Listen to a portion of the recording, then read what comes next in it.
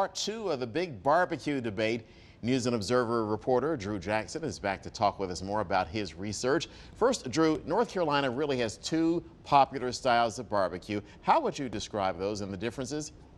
Yeah, so, famously, North Carolina is one of the country's great barbecue regions. Here locally, we divide that into East and Piedmont or Lexington style, or some folks say, Western style. And in the East, you have a whole hog, vinegar-based barbecue.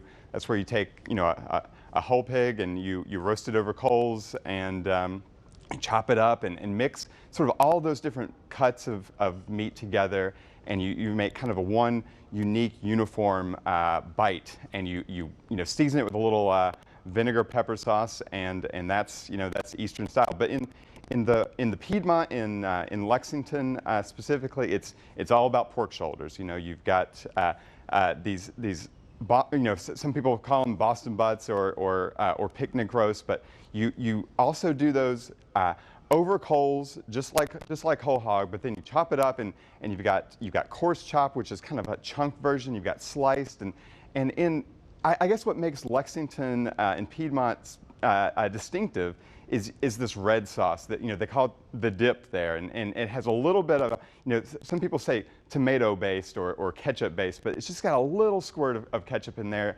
and it gives it a red kind of tang, and you'll also find that in the slaw, the red barbecue slaw, and that's sort of what sets Lexington style apart. Real quick, is there an Eastern capital for barbecue if Lexington is the Western capital? Not really. You've got sort of just the whole expanse of Eastern North Carolina and some really famous places. In Ayden, you've got Bums, you've got the Skylight Inn, you've got Sam Jones Barbecue that's sort of picking up that torch.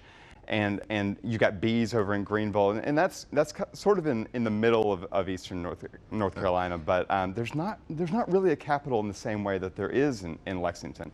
And all right, well, Dre, we got to run here, but appreciate your research and thank you once more, Dre Jackson with the News and Observer. And for more details, you can see his article in Sunday's edition of the NNO.